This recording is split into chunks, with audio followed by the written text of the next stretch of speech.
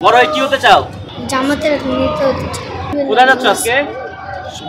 সমাবেশ। কাদের সমাবেশে যাচ্ছ? জামাত ইসলামী। কার সাথে যাচ্ছ তুমি? আমার আব্বুর সাথে। কার সাথে? আমার আব্বুর সাথে। এই সমাবেশে যাচ্ছ, কেমন লাগছে? আলহামদুলিল্লাহ, অনেক ভালো লাগছে। এই যে জামাতের সমাবেশে যাবো, এটা তোমার আব্বু বলছে না, তুমি ইচ্ছে থেকে যাচ্ছ নিজে থেকে? আমি ইচ্ছা থেকে যাচ্ছি। বড় হয়ে কি হতে চাও? জামাতের নেতা হতে চাই। আমরা আছি আশুলিয়া থেকে।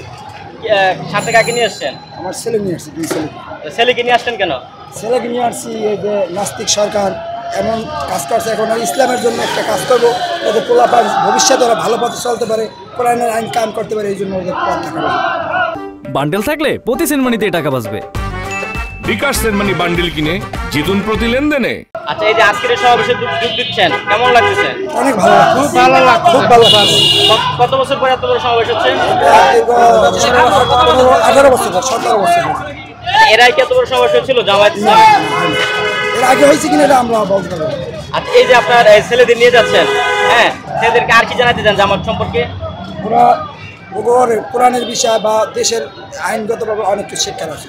নোয়াখালী এই যে এই পলিথিন করে যাচ্ছেন, হোটেল জাতীয় সমাবেশে বসার জন্য, শোয়ার জন্য, বসা রেস্ট। আচ্ছা, কত বছর পরে আপনাদের সমাবেশ হচ্ছে? হ্যাঁ, 17 বছর পরে। কেমন লাগতেছে? ভালো লাগতেছে। আপনাদের এলাকা থেকে লোকজন আসছে কেমন? বহু লোক আসছে, শুধু কেমন নয়, লক্ষ লক্ষ লোক আসছে। ঠিক আছে, ধন্যবাদ। আপনি কোথা থেকে আসছেন? নোয়াখালী থেকে। এই পলিথিন নিয়ে কি করবেন? এই পলিথিন দিয়ে আমার সাথীদেরকে বসাবো। হ্যাঁ, এরা বসবে, মাহফিল শুনবে, জনগণের কথা শুনবে, জাতির জন্য যা বলার সেটা বলবে, শুনবে। আচ্ছা, এই এই এত বড় সমাবেশ কত বছর পর অনুষ্ঠিত হলো? 17 বছর পরে শুরু হলো। আজকের জাতীয় সমাবেশটা 7 দফা দাবিকে কেন্দ্র করে আজকের এই সমাবেশ।